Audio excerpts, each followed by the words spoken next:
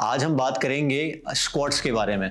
बहुत दफ़ा जब मैं ऑनलाइन कोच करता हूँ अपने क्लाइंट्स को, चाहे वो जिम जाएं या घर पे वर्कआउट करें, विदाउट इक्विपमेंट करें, विद इक्विपमेंट करें, कहीं भी करें, उनको हमेशा ये मसला होता है कि उनके बेसिक्स स्ट्रांग नहीं होते। They don't know how to start things.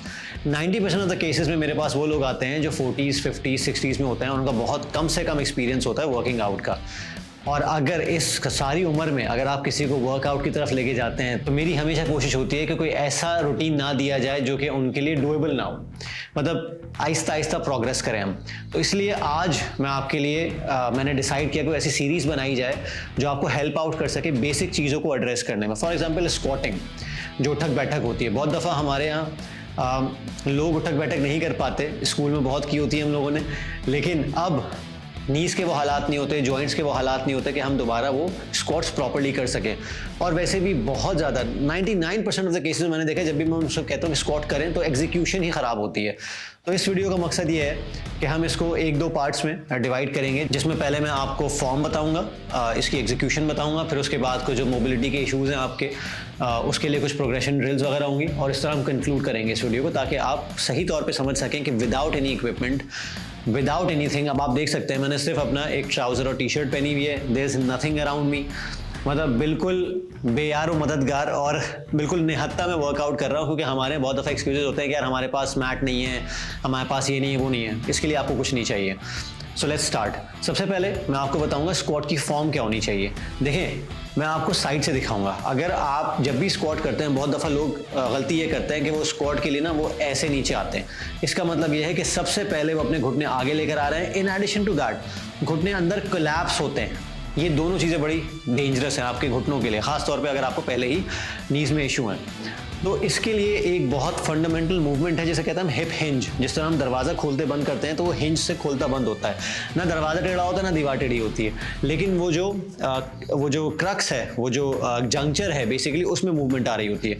तो आपका जंक्चर ये है, ये जो नाफ है, आप इसको पीछे लेके जाएंगे। जिस तरह आप बैठते हैं कुर्सी पे, जिस तरह आप गाड़ी में बैठते हैं, तो आपको जहन में ये ले आना चाहिए। बहुत दफ़ा लोगों के जहन में एक फियर होता है कि हम नीचे गिर जाएंगे, वो आपका सेंटर ऑफ ग्रेविटी को बीच में रखता है। फॉर एग्जांपल, अब मैं जब स्क्वाट्स एग्जीक्यूट करूंगा तो मुझे आना है सबसे पहले इस तरह पीछे जाना है, and then I have to go down. ठीक है, अब मैं आपको आगे से दिखाता हूँ।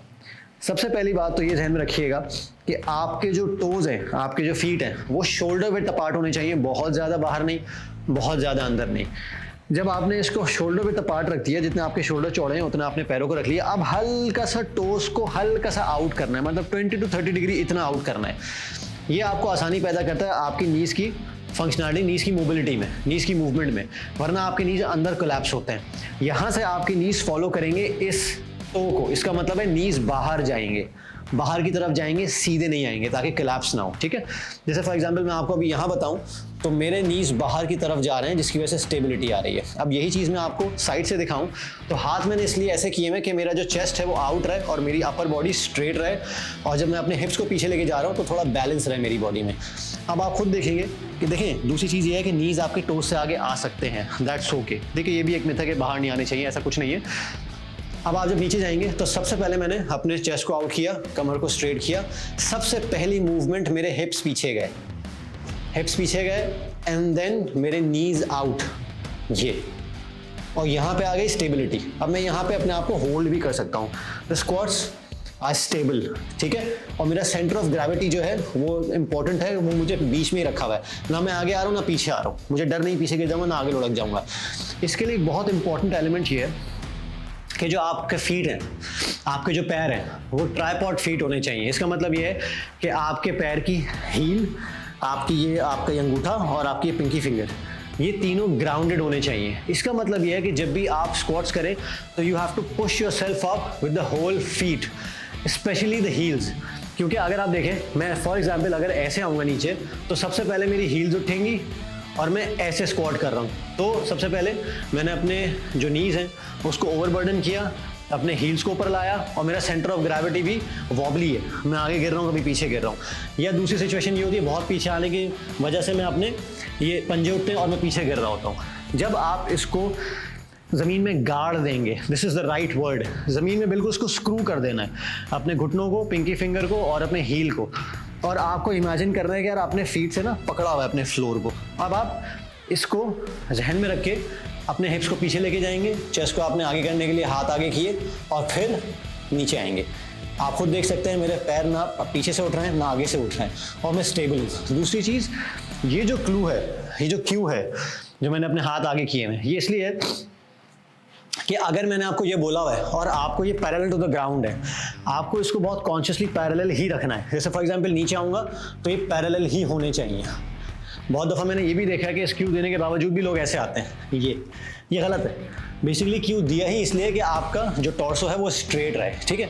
अच्छा, दूसरी बात ये हो सकता है कि आप बहुत ज़्यादा बेंड कर रहे हो, ये फीमर की लेंथ पे डिपेंड करता है। मेरा फीमर छोटा है, ठीक है, ये टिबिया ज़्यादा है, ये चीज़ टिबिया कहलाती है, ये फीमर, ये जो थाई बोन है। बहुत से लोगों की थाई बोन लंबी होती है, तो वो जब स्क्वाट करते हैं तो वो बहुत ज़्यादा आगे आ जाते हैं, विच इज़ ओके, ठीक है, as far as your centre of gravity is controlled और आपके फीट ग्राउंडेड है और आप वॉबली नहीं फील कर रहे हैं। सबसे पहले ये फॉर्म है, तो ये है एग्जीक्यूशन, और सबसे आखिर में टेम्पो का ख्याल रखें। बहुत से लोग वो जो डंड मारते हैं और वो जो गांव देहात में किया जा रहा होता है ऐसे, ये चीज़ सबसे ज़्यादा गलत है। हमेशा याद रखें, रेजिस्टेंस ट्रेनिंग का जो भी फंडा है वो ये है कि आपको डाउनवर्ड फोर्स जो है, जो ग्रेविटी की फोर्स है, ग्रेविटी का पुल है, उसको रेजिस्ट करना है, ठीक है। इसका मतलब ये है कि जब मैं नीचे आऊँगा तो नीचे आना कोई बहुत बड़ी बात नहीं, क्योंकि ऑलरेडी ग्रेविटी मुझे पुल कर रही है, मुझे इसको रेजिस्ट करना है। अगर फॉर एग्जाम्पल नीचे से मैं ऊपर आया 1, अब नीचे का टेम्पो कम से कम 1 2, कम से कम थोड़ा और भी स्लो कर सकते हैं, 1 2 3, थोड़ा सा स्टेबलाइज होने के लिए, ठीक है। 1 1 2 1 1 2, ये टेम्पो बहुत ज़रूरी है, क्योंकि जब भी आप रेजिस्टेंस ट्रेनिंग करते हैं तो आपको रेजिस्ट करना होता है ग्रेविटी की फोर्स को, मूवमेंट कंट्रोल करनी होती है, ताकि आपको कोई उल्टे सीधे जर्क्स ना आए जिसकी वजह से आप अपने घुटने या कोई भी जॉइंट्स खो बैठें। फॉर्म और स्टांस में एक फाइनल चीज़ जिसका आपको ख्याल रखना है वो ये है कि आपको कितना डीप जाना है, रेंज ऑफ मोशन क्या होनी चाहिए। ये हर एक्सरसाइज का बहुत इंपॉर्टेंट एलिमेंट होता है कि भाई मोशन जो है, मूवमेंट जो है वो ए से लेके जी तक क्या मूवमेंट होनी चाहिए, इसका ए से लेके जी पॉइंट क्या होना चाहिए। देखें, इसका ए से लेके जी पॉइंट ऑप्टिमल होता है just below your knee, just below your hips going below your knee level. जैसे अगर मैं साइड से आपको दिखाऊं तो ये मेरा नी लेवल है, मेरे हिप्स को नी लेवल से थोड़ा सा नीचे जाना चाहिए, and then I can come back up. मैं ज़माने से कर रहा हूँ, मेरा मोबिलिटी का अल्लाह का शुक्र है कोई इशूज़ नहीं है, तो मेरी बहुत डीप स्क्वाट हो सकती है। ये फुल रेंज ऑफ मोशन है मेरा, ठीक है। ऊपर आके आपको पूरा ऐसे करना है ताकि आपके ग्लूट्स जो हैं वो स्क्वीज हो, क्योंकि ये एक्सरसाइज आपके क्वाड्रिसेप्स, आपके थोड़े बहुत हैमस्ट्रिंग्स, आपके ग्लूट्स और आपकी लोअर बैक सब पे काम कर रही होती है। So it's a very good movement, it's a compound movement जो आपके उठने बैठने में हमेशा हेल्प कर रही होती है। आप सीढ़ियाँ उतर रहे हैं तो आप घुटनों को यूज़ कर रहे हैं। बहुत दफ़ा अब लोगों ने कमोड यूज़ करना शुरू कर दिया है, ये भी रिसर्चेज आ गई हैं कि जब आप कमोड यूज़ करें तो उसके पैरों को नीचे को पटरा रख लें ताकि आप स्क्वाटिंग पोजीशन में आ जाएं, ताकि आपके फीसेस बेहतर तौर पे निकल सकें। This is very good for the gut health, लेकिन लोगों को पता नहीं है क्योंकि ये चीज़ अब नापैद हो चुकी है हमारे उससे। तो आपकी डेप्थ बड़ी काउंट करती है। तो रेंज ऑफ मोशन को ये डिपेंड करता है आपके मोबिलिटी इशूज़ पे, जो मैं अगले पार्ट में आपको बताऊँगा कि अगर कोई मोबिलिटी इशूज़ हैं तो डिपेंड करेगा, अगर नहीं है तो try to go as far as you can. लेकिन सबसे पहले नी लेवल तक अपने हिप्स को लेकर आएं।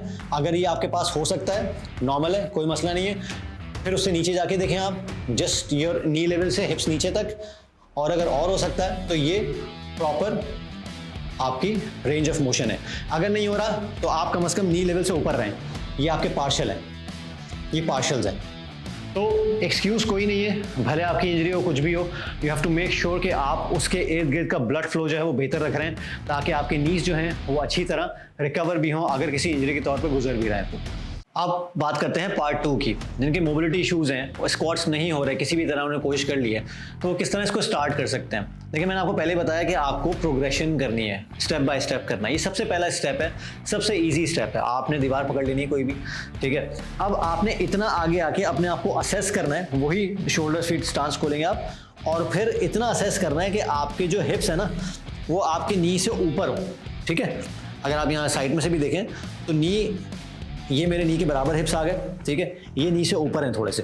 अब आपने अपने पैरों को फिक्स कर लिया। अब आपको बहुत कॉन्फिडेंटली अपने चेस्ट को आउट करके पीछे आना है, स्ट्रेट अपने हिप्स टच करने और फिर हिप से अपने आप को पुश करना, ऊपर आना है। कंट्रोल द मूवमेंट, क्योंकि कोई डर नहीं है, गिरेंगे नहीं, पीछे दीवार है। And then up. ये आपके पार्शियल स्क्वाट्स हैं, ठीक है, ये आप कर सकते हैं। दूसरी चीज़, अगर आप कॉन्फिडेंट हैं, आपको नहीं चाहिए पीछे दीवार, तो आप यही मूवमेंट बस जितना हो पा रहा है उतना करें। यह है पार्शियल स्क्वाट्स आपके। इसमें आपको ज़्यादा रेंज ऑफ मोशन करने की जरूरत नहीं, जितना आपके नीज की और आपके एंकल्स की मोबिलिटी अलाउ कर रही है, आप उतना कर रहे हैं, बस आपको टॉर्सो सीधा रखना है। दूसरी इंपॉर्टेंट चीज़ है, आप यूज़ कर सकते हैं चेयर। अब जो चेयर स्क्वाट्स होती हैं, उसमें बहुत से लोगों का जो डर होता है कि वो पीछे गिर जाएंगे, वो ख़त्म हो जाता है। अब इसमें कोशिश ये करनी है, अगेन आपको फीट शोल्डर विड्थ अपार्ट रखने हैं और पीछे जाना है, ऐसे करके पीछे जाना है। दो चीज़ें हैं, एक तो आप पूरा बैठ के उठ सकते हैं, अगर आप एक एजिंग खातून हैं और कोई ज़ाहिर है हमारे जैसे पेरेंट्स होते हैं, एजड लोग हैं, या फिर मिड एज में हैं जिनको बहुत ज़्यादा इश्यूज़ हैं मोबिलिटी के नीज़ में, तो वो क्या कर सकते हैं, वो बैठ के उठ सकते हैं, ठीक है। लेकिन नीचे जाते हुए कंट्रोल कीजिएगा अपनी मूवमेंट, ऐसे नहीं बैठना है, कोई फ़ायदा नहीं, अगेन ग्रेविटी ने खींचा आपको, तो आप इसको कंट्रोल करें, बैठें आराम से और फिर उठें, बट कंसिस्टेंट रखें अपने आप को। बैठ के आराम करने की ज़रूरत नहीं है, बैठते ही उठ जाएं। दूसरी चीज़, इसको थोड़ा सा एक्सट्रीम करने की ज़रूरत है, आप टच एंड गो करें, सिर्फ इसको बेंचमार्क के तौर पे यूज़ करें कि आप बस हिप्स को टच कर रहे हैं हल्का सा, और वहीं से वहीं कांस्टेंट टेंशन है आपके क्वाड्स पे, आपने टच किया and you came up, touch किया यू कम अप। ये हो गई दूसरी प्रोग्रेशन की टेक्निक। तीसरी टेक्निक है जो कि आप पहले भी स्टार्ट कर सकते हैं, और मैं काफ़ी लोगों को सबसे पहले वही करवाता हूँ ज़्यादातर, वो है wall sets. You have to become chair against the wall, कुर्सी बन जाना है वॉल के अगेंस्ट। अब इसमें दो तीन चीज़ें हैं, आइडियली आपका ये जो लेग है, अपर लेग, इसको पैरेलल टू द ग्राउंड होना है, और आपके जो हील्स हैं आपके घुटनों के नीचे आने चाहिए बिल्कुल, तो परफेक्ट 90 डिग्री बनना चाहिए। आई एम अज्यूमिंग कि ये 90 डिग्री बन रहा होगा, मैं यहाँ से कोशिश तो पूरी कर रहा हूँ, और ये 90 डिग्री आपको दिख रहा है। हील्स जो हैं, हील्स मेरे घुटनों के नीचे हैं। अगर अब यहाँ पे आते ही आपके यहाँ पे प्रेशर आना शुरू हो जाएगा, आपके घुटनों पे नहीं आना चाहिए। अगर घुटनों पे आ रहा है तो हल्का सा फीट को आगे कर लें, अपने जो हील्स हैं वो नी से थोड़ा सा आगे कर लें, ताकि थोड़ा सा रिलैक्सेशन मिल जाए, और अपनी लोअर बैक को, अपर बैक को चिपका के रखना है दीवार से, एंड रिलैक्स, जब तक आपकी कांपे ना टांगने लगे। रिलैक्स आप कर नहीं सकते, बट मेक श्योर कि आप इतना रिलैक्स ज़रूर करें कि आप इनमें टेंशन फील करें, और ये कपकपाने ज़रूर लग जाएंगी थोड़ी देर में। जब ऐसा हो जाए, जस्ट कम डाउन। बहुत दफ़ा ये होता है कि लोग उठने के चक्कर में ना अपना टाइम ज़ाया करते हैं, एनर्जी ज़ाया करते हैं। मैं कहता हूँ यार जस्ट कोलैप्स, नीचे आ जाएं आप, और 50 सेकेंड नहीं हो रहा, 30 सेकेंड नहीं हो रहा, 5 सेकेंड हो रहा है, गुड। अगर आपको ये बोला कि भाई 30 सेकेंड के आपको 3 सेट्स करने हैं, नहीं हो रहा, आपसे 10 सेकेंड हो रहा है, ठीक है, 10 सेकेंड के आप 6 या 9 सेट्स कर लें, तो आपकी जो वर्क कैपेसिटी है वो बढ़ जाएगी। तो I hope this was clear to you. अच्छा, अब लास्ट पार्ट, तीसरा पार्ट ये है कि जो भी आपकी मोबिलिटी के इश्यूज़ हैं उसको आप थोड़ा बहुत खुद ही एड्रेस करना सीखें घर के अंदर। खास तौर पे बहुत से लोगों के जो मोबिलिटी इश्यूज़ होते हैं वो एंकल में होते हैं, क्योंकि आपके एंकल की मूवमेंट रेंज ऑफ मोशन कम होती है। इसको इन्हांस करने के लिए, जैसे आप फॉर एग्जांपल आप नीचे जाएंगे तो आपके एंकल की ये वाली जो मूवमेंट है ना, ये जो एंगल कम हो रहा है, ये कम हो रहा है एंगल, यहाँ से अगर आप देखें ये कम होती है सलाहियत, तो इसलिए आपके हील्स उठ जाते हैं। तो इसको ट्रेन करने के लिए 2-3 तरीके हैं। सबसे पहली बात तो ये कि आप दीवार से लग जाएं, और बिल्कुल स्ट्रेट होने की जरूरत नहीं है, पैरों को थोड़ा आगे लेकर आएँ, और फिर अपने डोर्सी फ्लेक्शन जो है, जो ये फ्लेक्शन कहलाती है, डोर्सी फ्लेक्शन कहलाती है, इसको ट्रेन करना शुरू करें।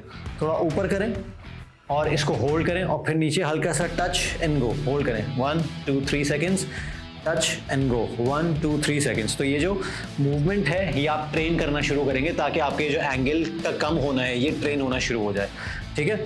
दूसरी चीज़, आप खड़े खड़े, ये आपको फर्दर इंप्रूव करेगा आपकी मोबिलिटी को, कि जब आप स्टैंडिंग काफ रेजेस करेंगे, बल्कि मैं तो रिकमेंड करता हूँ बहुत से लोगों को कि आप ना नॉर्मली ऐसे चलना शुरू करें, अपने आप को स्टेबलाइज करके। ये आपकी नी हेल्थ के लिए भी अच्छा है, और आपकी overall mobility of the lower body के लिए भी अच्छा है, ठीक है। तीसरी एक चीज़ है जिसे आप डोर्सी फ्लेक्शन स्ट्रेच कह सकते हैं। आप लंच पोजीशन में आए, आपको ज़मीन पे बैठ के लंच पोजीशन में थोड़ा सा बैक पे लेके जाना है इसको, बैक फुट को और नी को, और यहाँ से कोशिश ये करनी है, अगर यहाँ पे आपको अनकंफर्टेबल फील कर रहा है तो आप जानमाज रख लें या कोई मैट रख लें, ताकि ये अनकंफर्टेबल फील ना करे आपका नी, और आपको इसको पुश करना है फर्दर वहाँ तक जहाँ तक आपकी ये चीज़ अलाउ करती है, without getting your heel off the floor. देखें, ये मेरी मोबिलिटी है, ये मैं इसको इतना स्ट्रेच कर सकता हूँ। ज़्यादा स्ट्रेच करने की जरूरत नहीं, इसको ज़्यादा बर्डन करने की जरूरत नहीं है, अपने आप को टेस्ट करना है आपको। हो सकता है आप यहाँ तक हो, इसके बाद आपकी हील उड़ जाए, कोई मसला नहीं है। आप अब इसको प्रैक्टिस करेंगे इस हील को दबाए हुए इसको आगे पुश करने की। तो आपका एक लेवल होना चाहिए, एक बेंचमार्क होना चाहिए कि आपको वो अचीव करना है। बहुत दफ़ा आप टेस्ट कर सकते हैं अपनी मोबिलिटी को अपना फिस्ट आगे रख के, इस एंकल को देख के कि कहाँ तक आपका नी जाके आपकी दीवार को टच कर सकता है। इसका जो डिफरेंस होना चाहिए सिर्फ एक फिस्ट का होना चाहिए, तो इसका मतलब है आपकी एंकल मोबिलिटी बेहतर है। नहीं है तो now you have to try getting it more and more mobile through these kinds of drills. ठीक है, एक और ड्रिल है ग्लूट थ्रस्ट की। ये बेसिकली आपके हिप्स को मोबिलाइज करेगा और आपकी रेंज ऑफ मोशन को भी बेहतर करेगा। करना यह है कि पैर ज़्यादा बाहर नहीं, थोड़े से 90 डिग्री, और अब आपको अपने हिप्स को उठा के ऊपर लाना है और ग्लूट्स को स्क्वीज करना है। बहुत come back down and then up. ये प्रैक्टिस करेगा, ठीक है, ताकि आपको हिप्स की मोबिलिटी बेहतर हो और आपकी लोअर बैक भी एक्टिवेट हो और स्ट्रेंथन हो फॉर द स्क्वाट्स। ये हो गया। इसके बाद लास्ट एक मूवमेंट है जो मैं आपको बताना चाहूँगा, वो आप ज़रूर करें। उसके लिए आपको एक सपोर्ट चाहिए होगी, जैसा कि आप देख सकते हैं। इस सपोर्ट में आप जितना डीप जा सकते हैं उतना जाके अपने आप को बैकवर्ड लेके जाएं, इतना कि आपके हाथ से आपकी बॉडी सस्पेंडेड रहे और आप जितनी डेप्थ में अपने स्क्वाट्स को लेके जा सकते हैं with all the feet grounded, वो करना स्टार्ट करें।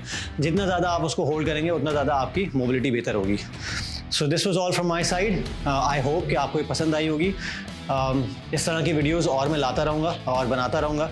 जो बेसिक मूवमेंट्स हैं जो मैंने सीखी हैं, जो अपने क्लाइंट्स को सिखाई हैं, जो मैंने अपने अंदर इम्प्रूवमेंट्स देखी, क्लाइंट के अंदर इम्प्रूवमेंट्स देखी। तो आई होप कि यू लाइक द वीडियो। मुझे अपने कमेंट्स में आगाह करते रहिएगा कि आप और क्या देखना चाहते हैं मेरी तरफ से, किस तरह चाहते हैं कि मैं आपको इस तरह असिस्ट कर सकूँ। Thank you very much.